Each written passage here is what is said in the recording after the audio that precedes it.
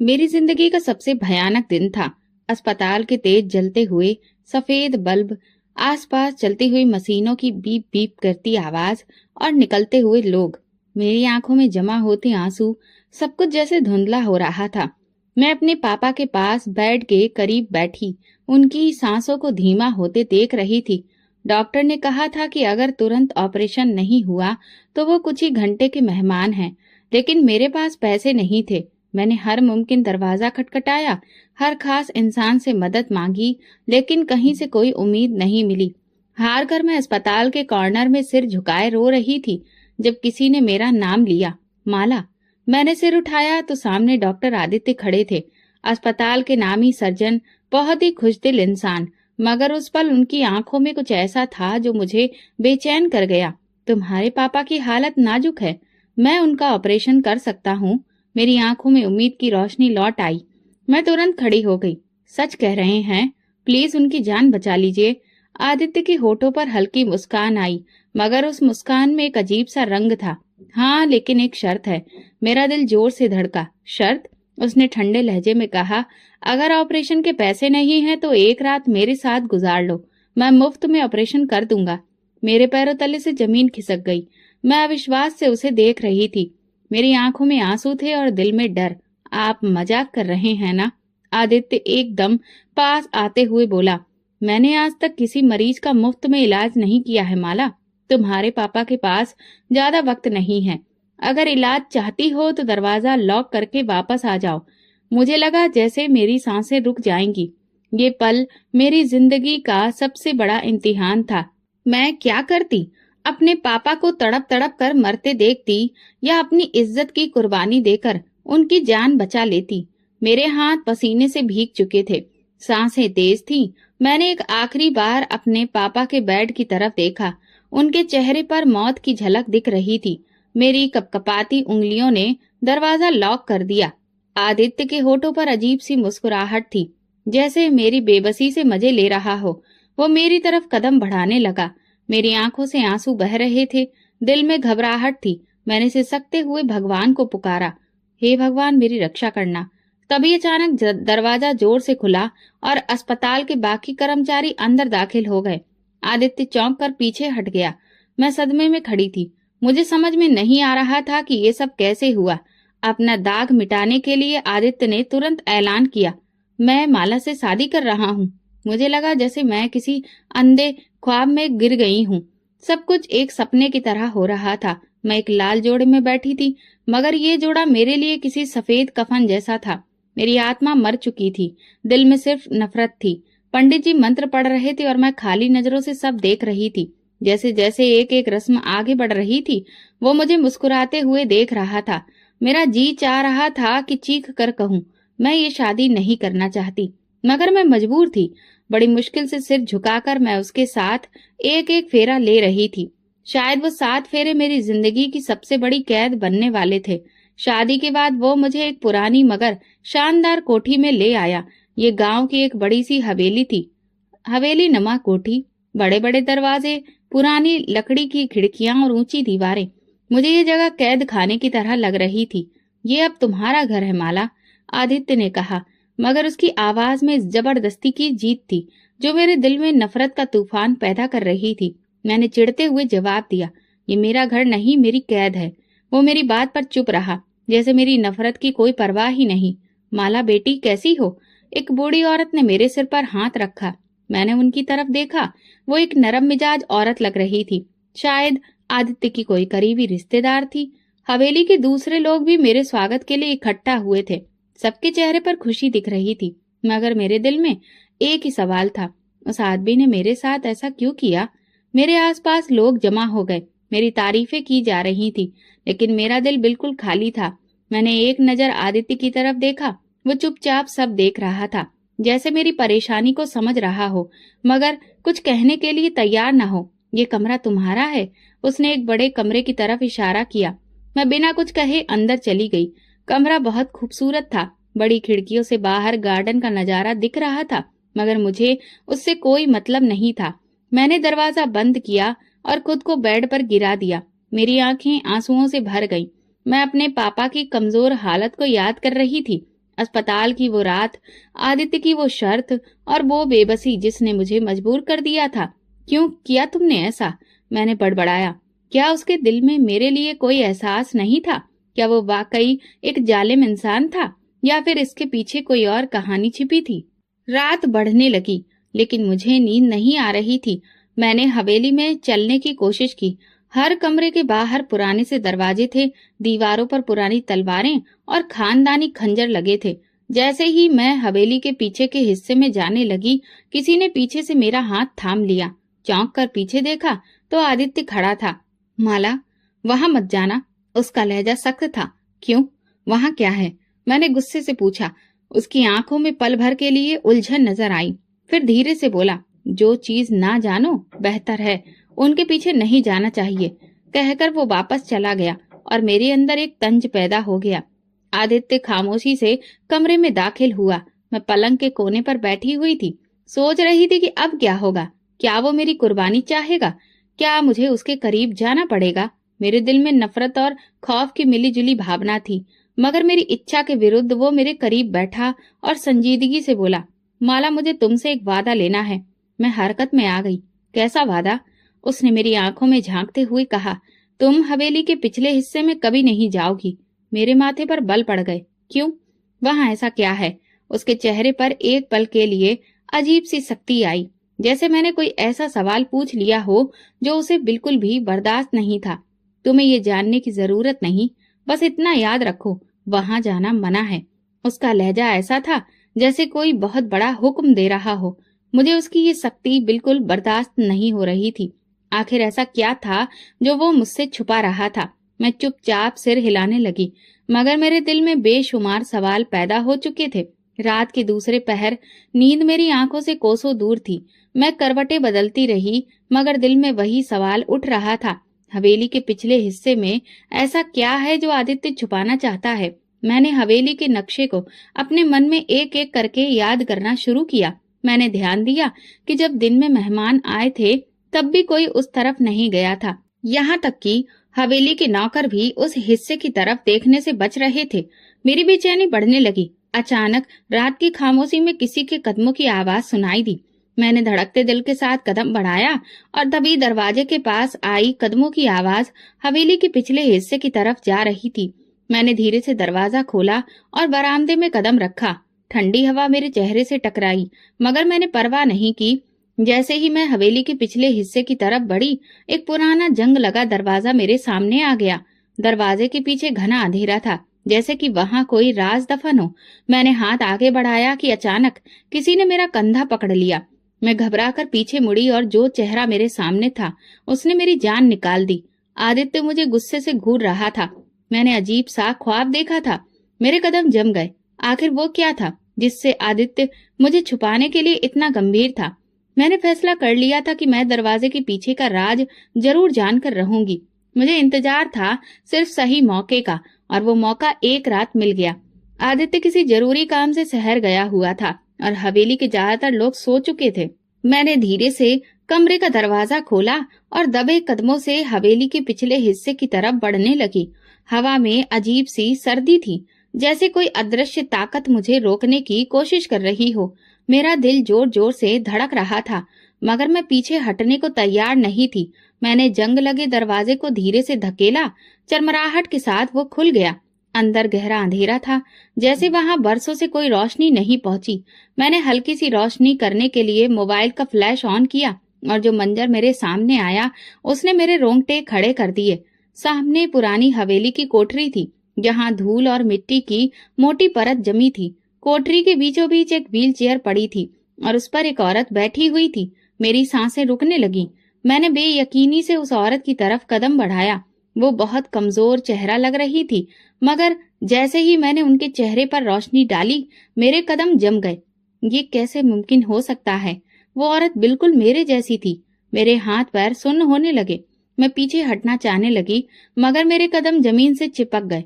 ये क्या माजरा था? क्या मैं कोई सपना देख रही थी? वो औरत हल्के से मुस्कुराई। उसकी आंखों में अजीब सी चमक थी, जैसे वो मुझे सदियों से जानती हो। अचानक वो कुछ बोली। उसकी आवाज कमजोर थी। मेरी धड़कन बेकाबू हो गई। तुम कौन हो? मैंने घबराकर पूछा। वो औरत मेरी तरफ देखकर सिसकने लगी, जैसे बरसों का कोई बोझ उसके दिल में दबा हो। तुम मुझे नहीं पहचानती, मगर मैं तुम्हें बरसों से जानती हूँ। कौन हो तुम और यहाँ क्यों हो? मैंने बेचैनी से पूछा। उसने आंसुओं से भीगी नजरों से मेरी तरफ देखा और कहा, मैं तुम्हारी माँ हूँ माला। मेरे वजूद पर जैसे बिजली गिर गई। मैंने एक झटके से पीछे हटने की कोशिश की, मगर मेरे कदम लड़खड़ा गए। ये झूठ है, मेरी माँ तो मर चुकी है। मैं चिल्लाई। उसकी आंखों से आंसू बहने लगे। यही तो वो झूठ है जो तुम्हें बरसों तक सुनाया गया बेटा। मैं भी बेयकीनी से उसे देख रही थी। क्या ये वाकई मेरी माँ थी? अगर हाँ तो उसे यहाँ किसने कैद कर रखा था? और सबसे बढ़कर आदित्य को उसके बारे में सब कुछ कैसे पता था? मेरा दिल कह चुका था कि मैं इस सच्चाई को पूरी तरह जान कर रहूंगी। मेरी धड़कनें इतनी तेज हो चुकी थीं कि मुझे लगा वो पूरे कमरे में गूंज रही हैं। मैंने एक बार फिर कांपती आवाज में पूछा, तुम कौन हो? सामने व्हील चेयर पर बैठी औरत की आंखों में आंसू थे। उसने फुसफुसाते हुए एक ही बात दोहराई, बेटा मुझे माफ कर दो। मेरी रीढ़ की हड्डी में सनसनी दौड़ गई।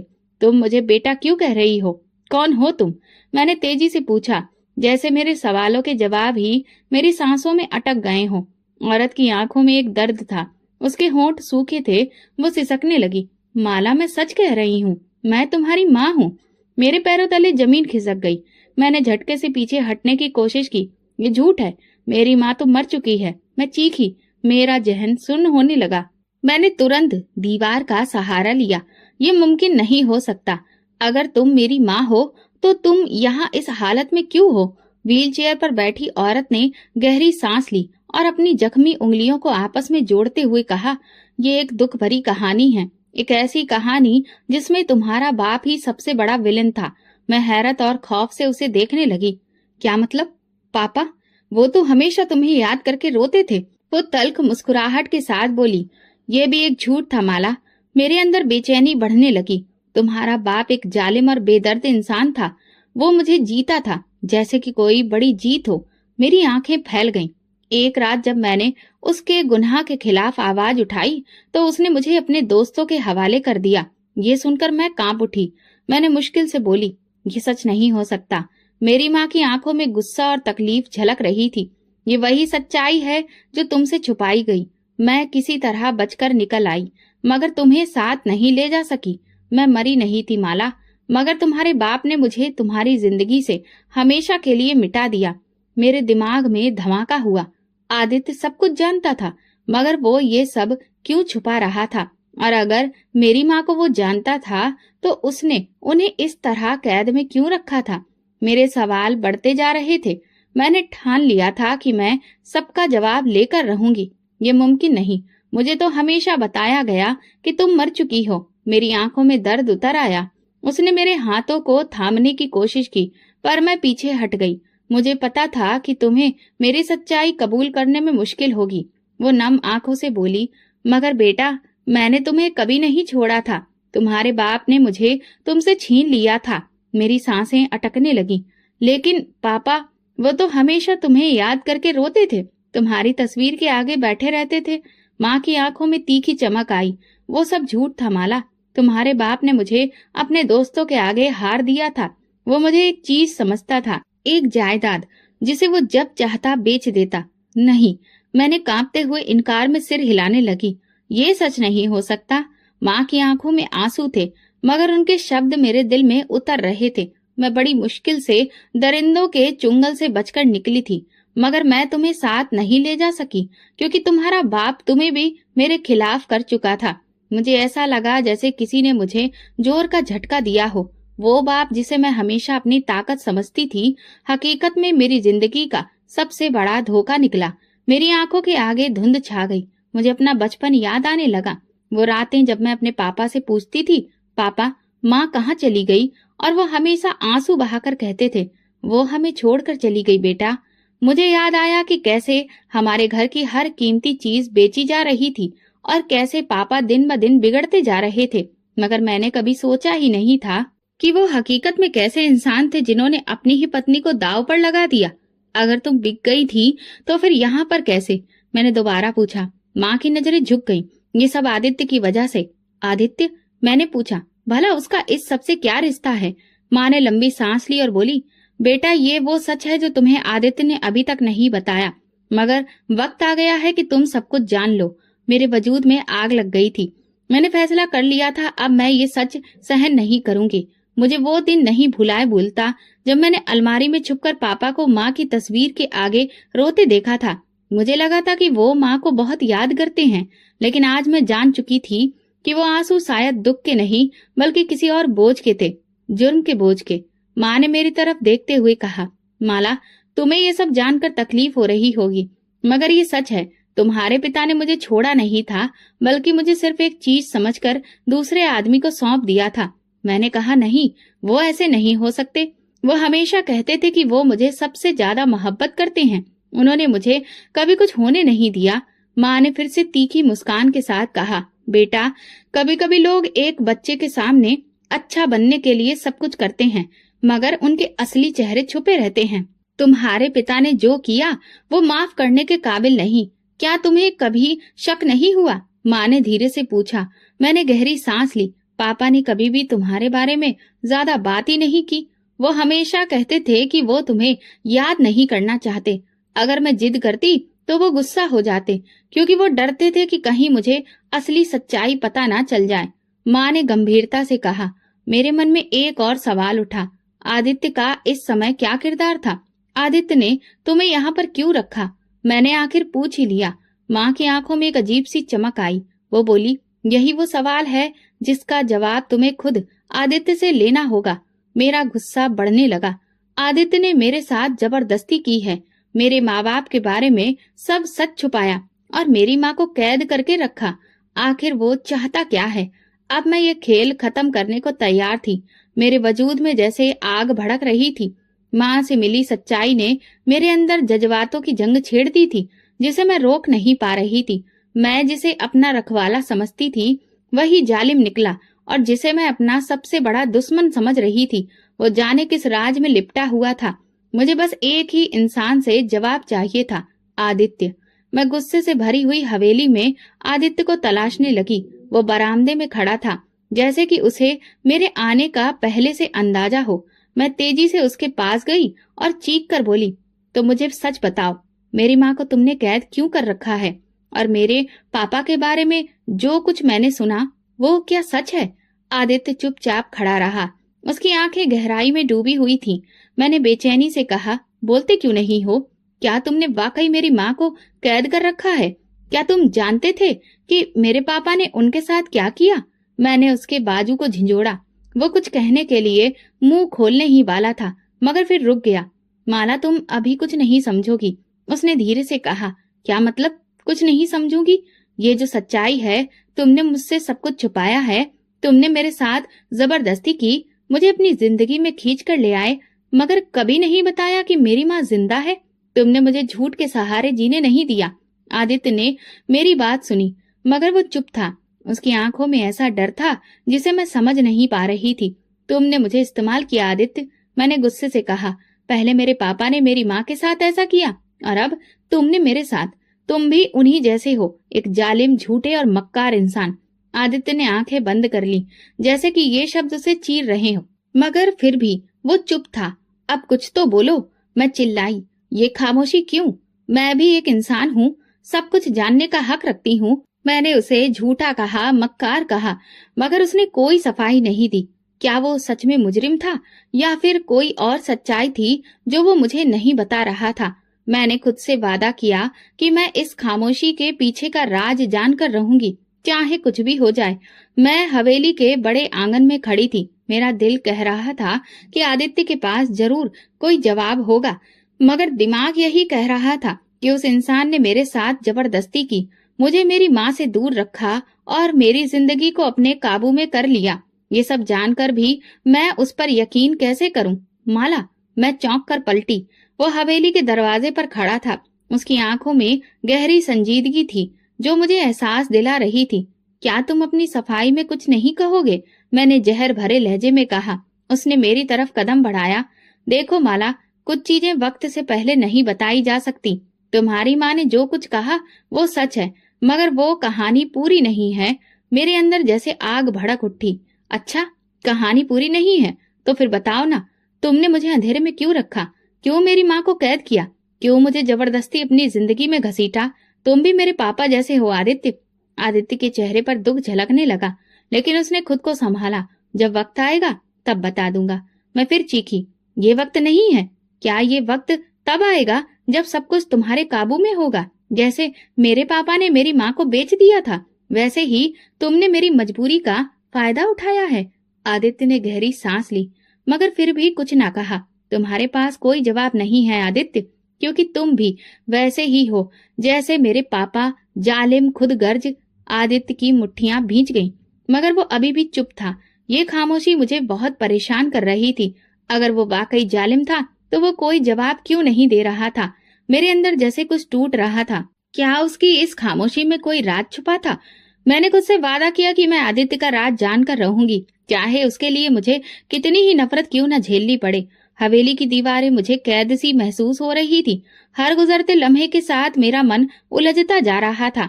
आदित्य की खामोशी मुझे बेचैन कर रही थी और उसके राज का बोझ मेरे दिल पर बढ़ता जा रहा था। आखिर वो चाहता क्या है? मैंने खुद से कहा, मेरे सवालों के जवाब शायद हवेली से बाहर मिल सकते हैं। इसलिए मैंने फैसला किया कि मैं गांव के लोगों से बात करूंगी। शायद वे मुझे कुछ ऐसा बता सकें जो आदित्य मुझसे छुपा रहा था। मैंने मौका देखकर एक दिन हवेली के पास एक बड़े से पेड़ के नीचे एक जो पुराना सा कुआं था, वहां पर बैठी बुजुर्ग औरत से बात करने की कोशिश की। वो शायद हवेली के नौकरों में से एक थी, क्योंकि वो मुझे देखकर तुरंत खड़ी हो गई और इज्जत से बोली, बेटी तुम यहाँ कैसे? मैंने भी उन्हें नमस्ते किया, फिर पूछा, क्या आप मुझे आदित्य के बारे में कुछ बता सकती हैं?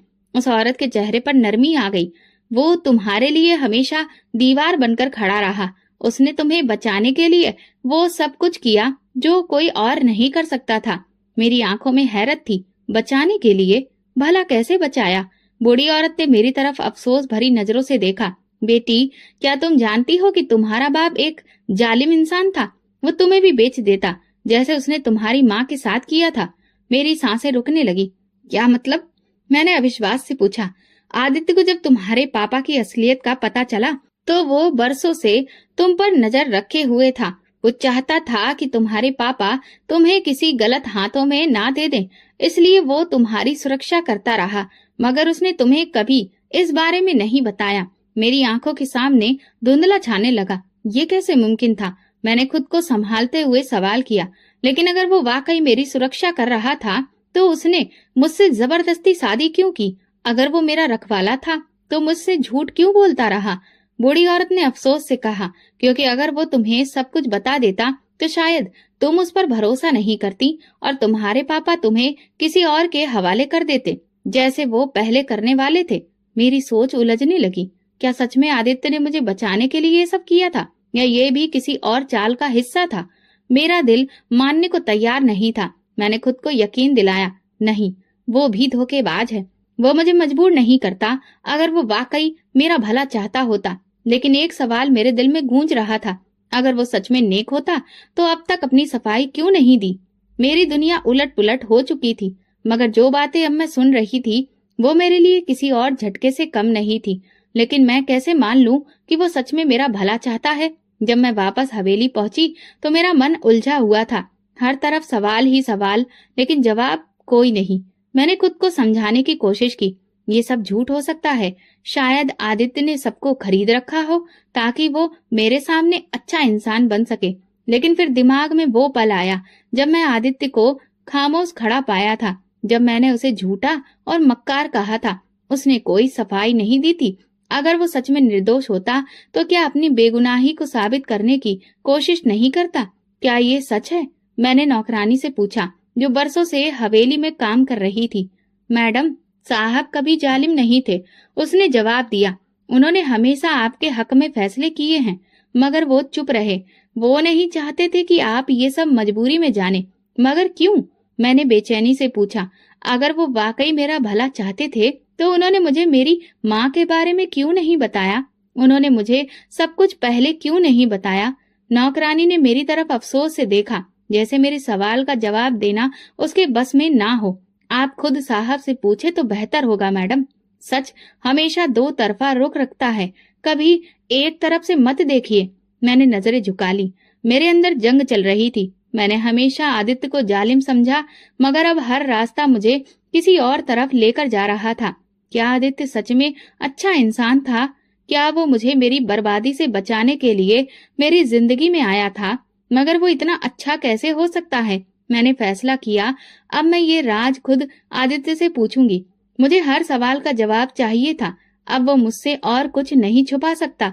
मैंने खुद से वादा किया, या तो वो अपनी सच्चाई मेरे सामने रखेगा या फिर मैं खुद उसका पर्दाफाश कर दूंगी। लेकिन मुझे नहीं पता था कि जो सच्चाई मेरे सामने आएगी वो किसी कयामत से कम नहीं होगी। मेरे पापा, वो इंसान जिसे मैं हमेशा अपना हीरो समझती थी, जिसके लिए मैं आदित्य से नफरत करती रही, वो कातिल निकला। और जिसका बाप मारा गया, वही शख्स आज मेरी जिंदगी में सबसे करीब आकर मुझे बचाने की कोशिश कर रहा था। ये खबर मुझे गांव के एक बुजुर्ग ने दी, जो मेरे पापा के अतीत को बहुत अच्छे से जानते थे। बेटी, तुम जानती हो कि आदित्य का बाप बहुत नेक इंसान था, मगर तुम्हारे पिता ने उसे अपनी हवस और दौलत के नशे में कत्ल कर दिया। वो जमीन के झगड़े में हार गए थे, मगर गुस्से में उन्होंने गोली चला दी। ये झूठ है। मैंने फिर से अविश्वास से कहा, मेरे पापा किसी का कत्ल नहीं कर सकते। मुझे लगा आदमी ने आह भरी। ये तुम्हें लगता है बेटी, मगर तुम्हारे पापा का दूसरा चेहरा बहुत ही भयानक है। अब मुझे समझ आ रहा था कि आदित्य ने अपनी बेगुनाही साबित करने की कोशिश क्यों नहीं की, क्योंकि वो मेरे पापा के गुनाहों का बोझ उठाकर खामोशी से मेरी सुरक्षा कर रहा था। मेरे दिमाग में एक और सवाल पैदा हुआ, क्या आदित्य ने मुझे अपना बदला लेने के लिए अपनाया है? अगर मेरे पिता ने उसके पिता का कत्ल किया है, तो क्या वो मुझे तकलीफ पहुंचाना चाहता था, या फिर वो सच में मुझे मेरे पिता की बुरी नीयत से बचा रहा था? ये सवाल मेरी रूह को झकझोर रहा था। मैंने ठान लिया, मैं सच का सामना करूंगी। आदित्य को अब कोई रास्ता नहीं मिलेगा। मैं उसके सामने खड़ी होकर उससे सीधे सवाल करूंगी। मेरी माँ की आंखों में दर्द की गहराई परछाई थी। वो जानती थी कि जो बात वो मुझे बताने वाली है, वो मेरे दिल को तोड़ देगी। मैं रोते हुए उनकी तरफ देख रही थी। उन्होंने मेरा हाथ थाम कर कहा, माला, तुम्हें लगता है कि आदित्य ने तुम्हें बर्बाद किया, मगर सच्चाई इसके बिल्कुल उलट है। उसने अपनी पूरी जिंदगी तुम्हारे लिए कुर्बान कर दी। मैंने हैरानी और बेचैनी से माँ की तरफ देखा। क्या कुर्बानी? वो इंसान जिसने मुझसे जबरदस्ती शादी की, जिसने मेरी माँ को कैद में रखा, जिसने मेरे पापा की सच्चाई मुझसे छुपाई, क्या वो मेरी खातिर कुर्बानियां दे रहा था? मैंने दुख से मुस्कुराकर कहा, बेटा, तुम जैसे अपने बाप को समझ रही हो, वो तुम्हारी सुरक्षा के लिए था। तुम्हें नहीं पता कि तुम्हारे बाप ने तुम्हारी जिंदगी को किस खतरे में डाल दिया था। अगर आदित्य न होता तो तुम्हारी किस्मत मेरी जैसी हो सकती थी। मेरा शरीर सुन्न होने लगा। माँ ने गहरी सांस ली और बोली, जब तुम्हारा बाप मेरे साथ जुल्म कर रहा था, तब आदित्य के पिता ने मेरी मदद करने की कोशिश की थी। वो एक अच्छे इंसान थे, मगर तुम्हारे पिता ने उनसे दुश्मनी पाल ली। जब आदित्य के पिता का कत्ल हुआ, तब से आदित्य ने बदले की आग में नहीं, बल्कि तुम्हारी सुरक्षा के सबसे मुश्किल रास्ते को चुना। लेकिन क्यों? मैंने बेसब्री से पूछा। क्योंकि तुम्हारा बाप तुम्हें भी बेचने वाला था, माला। माँ की आवाज लड़खड़ा गई। आदित्य को जब इसका पता चला, तो उसने तुम्हें बचाने के लिए सब कुछ किया जो वो कर सकता था। उसने बरसों तक तुम्हें अपनी नजरों से ओझल नहीं होने दिया। वो तुम्हें हर खतरे से बचाने के लिए साए की तरह तुम्हारे साथ रहा। मेरी आंखों में आंसू आ गए। लेकिन उसने ये सब पहले क्यों नहीं बताया, माँ? माँ ने दुखी होकर कहा, क्योंकि वो नहीं चाहता था कि तुम ये सब सुनकर मजबूरी में उसकी एहसानमंद बनो। वो चाहता था कि तुम अपनी मर्जी से उसकी सच्चाई पहचानो, ना कि किसी मजबूरी में। मेरा दिल अभी तक आदित्य की हकीकत जानकर उलझन में पड़ा था। मैंने जिसे जालिम समझा, वो तो मेरा भला चाहने वाला निकला, और जिसे मैंने अपना रखवाला समझा, वो सबसे बड़ा मुजरिम था। लेकिन अभी मुझे एक और हकीकत का सामना करना था। रात के किसी पहर हवेली के एक नौकर ने आकर खबर दी कि मेरे पिता को होश आ गया है, वो अस्पताल में हैं और मुझसे मिलना चाहते हैं। मैं फौरन वहां जाने के लिए तैयार नहीं थी। मेरे अंदर एक तूफान था जिसे मैं समझने की कोशिश कर रही थी।